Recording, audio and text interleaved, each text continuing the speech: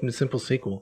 Today we're going to look at formatting your different charts and other data elements in your Power BI reports. Now I've already imported my sample data set and I've set some of these data types to be more representative of what they really are. I've set things as dates or numbers just to make sure that everything works correctly in my charts. And if you're not sure how to do that, check back on some of our previous episodes in the series and that's all explained there. So before I get into real detailed formatting of these charts, let's just go ahead and lay out our general overview of how our report is going to look. So let's grab ourselves a donut chart, and let's see, our donut chart is going to be by item name, and let's put our item total, which is our total sales value, in there. And let's also grab an area chart. And you'll notice I clicked off of my previous chart before I clicked that. If I was clicked on it, I would have changed my existing chart type, and that wasn't what I wanted. So you got to click off of this, and then you can add another chart. Okay, so clicking back onto my new chart, let's make this by my sale date. So I'll put that in my axis, and my date's going to hierarchy by default. Which means it's going to try and break it down by year, quarter, month, and day. And I don't want that. I just want the sale date. And let's do it by the number that we sold on each day. Great. Let's click off of that and add a table. And I'm going to pull my table up here. And in this table, let's do our transaction ID so that we get every transaction individually on a line. And the item name, maybe the sale date, and again let's put that back to just the date. Let's do our item total, our shipping discount, let's see, our quantity, that would be good, and how about the country that we sold it to? There we go. Okay, so first things first, let's fit all of these onto our report. And I kind of drag this out to see how big it needs to be. Okay, so right about there holds all of my stuff. Alright, so how about, and let's see, we want to kind of see our timeline stretched out a bit. So let's drag this down here. We'll go like that. We'll fit this into the space next to our other items. There we go. We can see we get that little red snap line there. Okay. And you know what? It's a little bit bigger than I want it to be. We'll mess with this later, but for right now, let's just get it kind of roughed in. There we go. Okay, and now we've filled up our report with these three items here. We've got a detailed list, we've got a chart that shows our percentage of sales by value, and we've got a area chart here that shows our sales over time.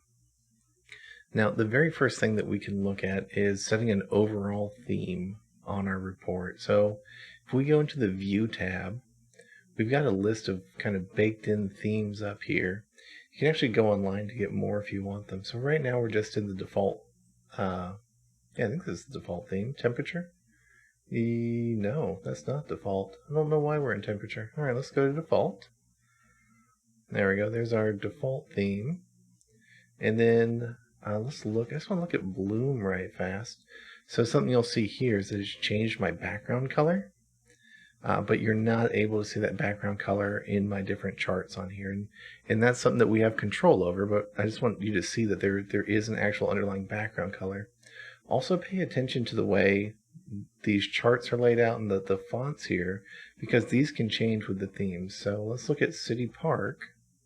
You'll see my font has changed, it's much smaller, and also it changed the layout of my my chart up here. I don't have a legend anymore, and it just put the names on each of these items. So be aware that if you're going to put a theme on your report, you really want to do it up front so that you're not doing a bunch of rework when you change it later. Okay, so I think I'm just going to pick, I think I like high rise. Yeah, let's go with high rise.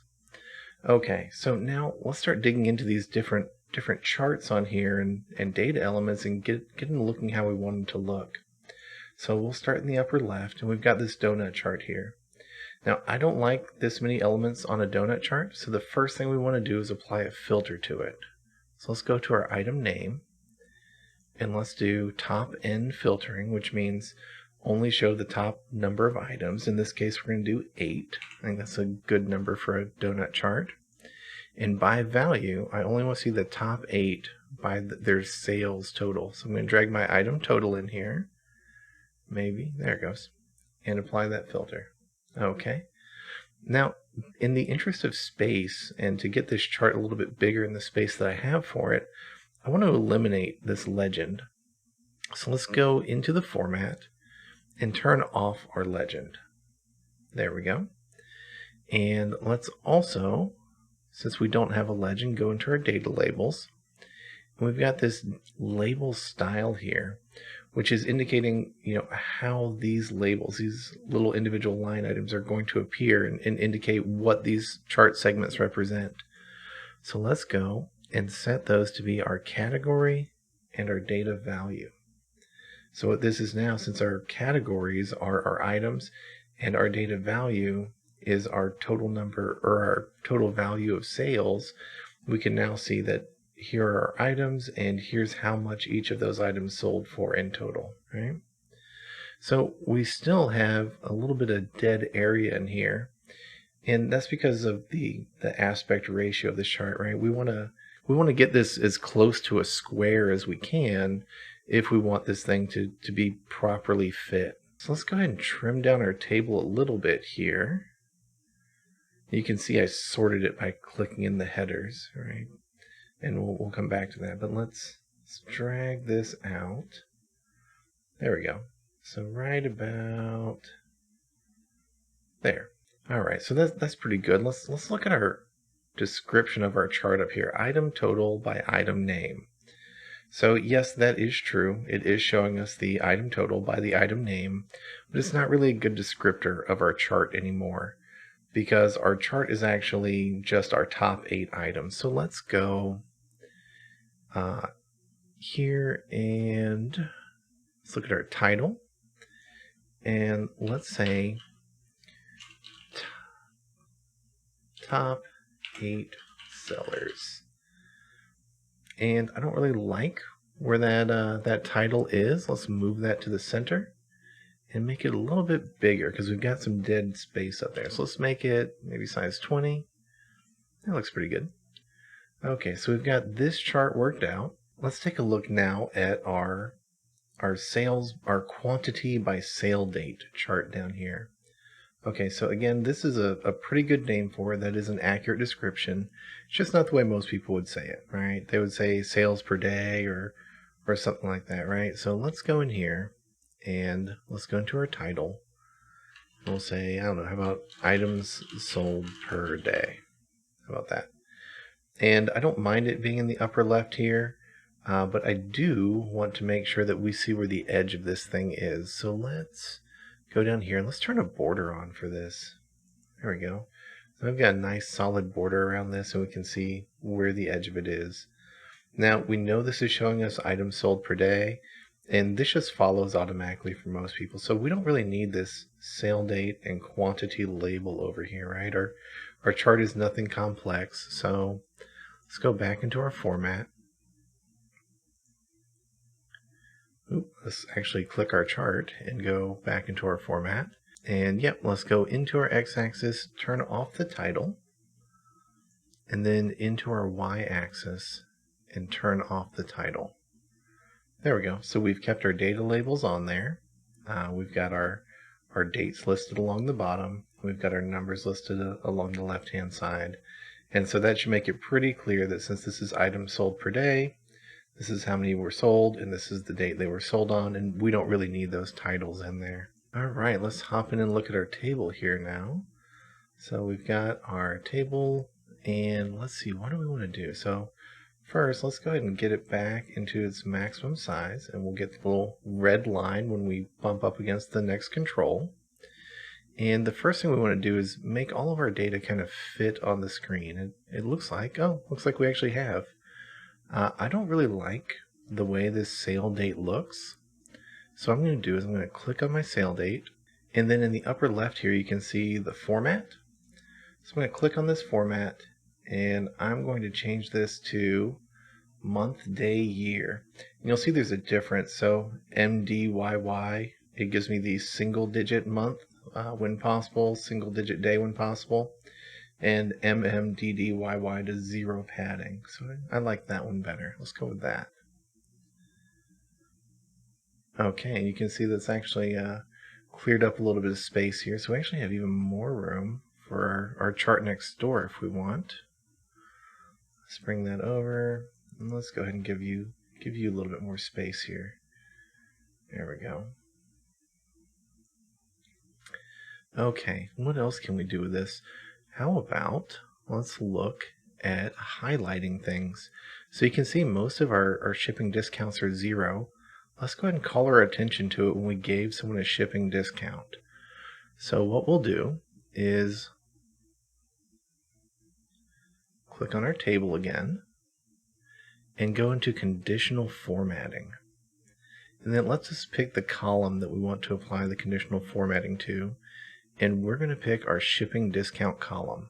And we're going to say that we want to change the font color under a certain set of circumstances. So it's kind of applied one for us already, and I don't really like what it's done with that.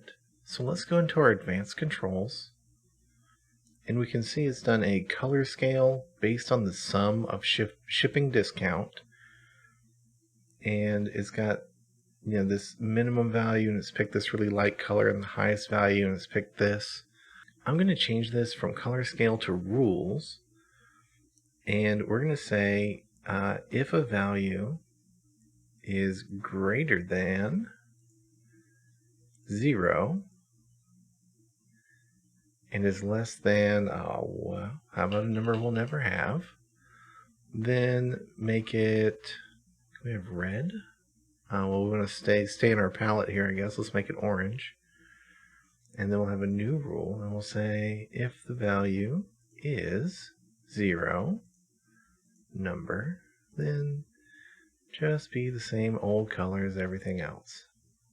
There we go. And so now we can see that where we have a shipping discount applied, we get to call our attention to it. Now at some point in that sorting, it looks like we've extended our item name column, probably to fit this item in that was further down before. So we don't really fit nice and neat in here anymore. So let's look and say, let's look at our column headers. And under our column headers, we have auto size column width. Let's turn that off. And now we can control the width of our individual columns here. So I actually don't think there's anything wrong with this width as it is, except that it runs off the edge of the page. So let's go look at our values, and let's bring our font size down. Let's bring our font size to 9. Okay. Now we can kind of squish some of this stuff in just a little bit, right? So let's squish our item name. You know what? Our column headers are a little bit too big as well. Let's bring those down to 9. Here we go. We're just going to kind of adjust this in. Nope, we don't want to wrap. Alright, shipping discount, we might actually wrap this because that is a bunch of wasted space. There we go. And quantity, you're going to be about as good as you can get there. Yep. There we go. And now we fit nicely. And it shouldn't matter now if we adjust the way we're displaying here, because our rows aren't going to automatically size anymore. So the last thing I want to look at is the filtering between the different elements on the page. Now if I click on my top 8 sellers, it filters my item list, and it filters my items sold per day. And that makes good sense, right? Like that follows logically for how someone might want to use this report. All right, and if I click on a particular date in which I sold things, it highlights the portion of sales that occurred on that day, and it shows me just the items that were sold on that day in my list. And again, that makes good sense.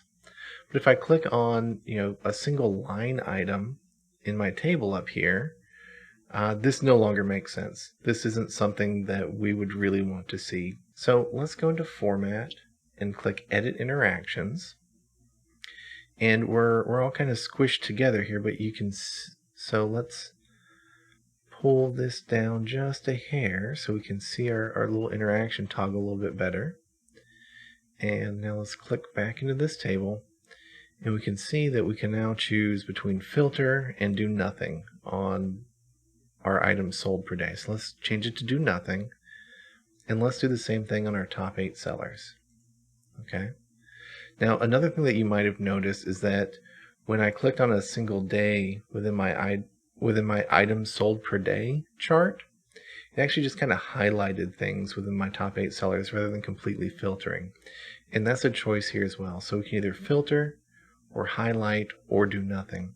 And I actually like it when it highlights, so I'm going to leave that as it is. So the only thing that I wanted to do was take my individual items here and set it to not do anything to my 2 charts. Let's go ahead and click Edit Interactions again to turn that off and get our chart here back into place. Okay, so now we can click on our different chart items to filter out and see the individual sales and the sales over time for our top 8 sellers.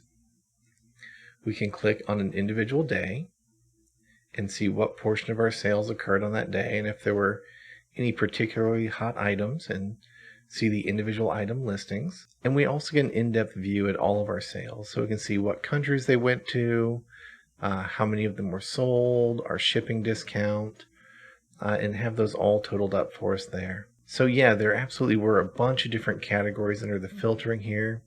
These are some of the ones that I find to be the most useful and I most often use in reports that I have to create.